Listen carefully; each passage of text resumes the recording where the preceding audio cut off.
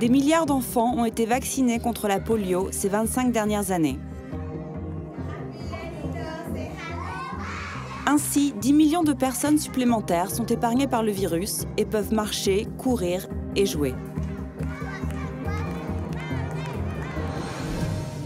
Pour éliminer définitivement le virus, l'UNICEF et ses partenaires doivent s'assurer que chaque enfant reçoive le vaccin contre la polio dans les bonnes conditions, au bon prix, au bon moment.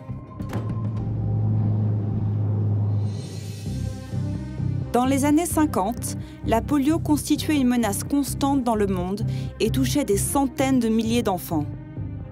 Puis un vaccin a été découvert et tout a changé. La demande relative à ce vaccin a augmenté après 88, suite à une initiative d'éradication mondiale. Aujourd'hui, différentes formulations du vaccin permettent de répondre à l'épidémiologie changeante de la polio. L'UNICEF travaille avec les fabricants pour assurer les disponibilités et négocie les meilleurs prix possibles en ne recourant qu'à des fournisseurs respectant les normes internationales de qualité et de sécurité. Entre eux, ces fabricants approvisionnent le monde entier.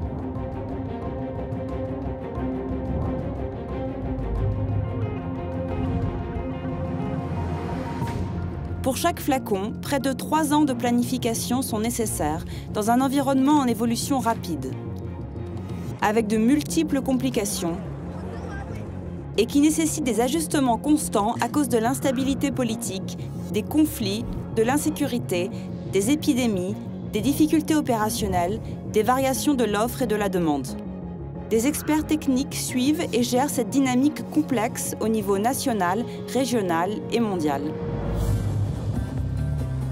Et bien qu'il s'agisse de l'un des vaccins les plus efficaces, c'est aussi l'un des plus difficiles à gérer.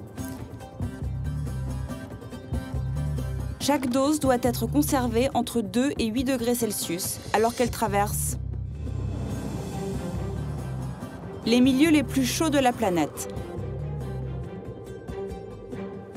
les rues urbaines les plus denses,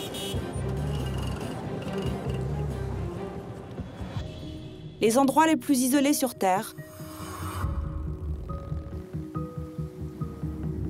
et certains des plus dangereux. Mais tout cela ne sert à rien si le public ne fait pas confiance au vaccin. Ce qui ne peut se produire qu'avec l'engagement des communautés, l'éducation, le travail des mères avec les autres mères, la mobilisation des enfants entre eux et la participation des personnes influentes localement. Ce n'est qu'en combinant tous ces éléments que nous pourrons parvenir à protéger chaque enfant.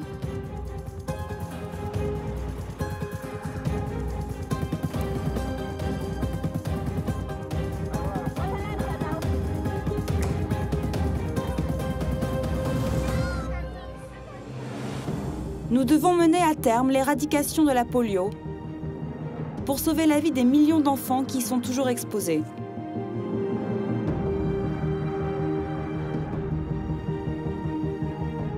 L'éradication de la polio est à notre portée et nous devons y procéder maintenant, ensemble.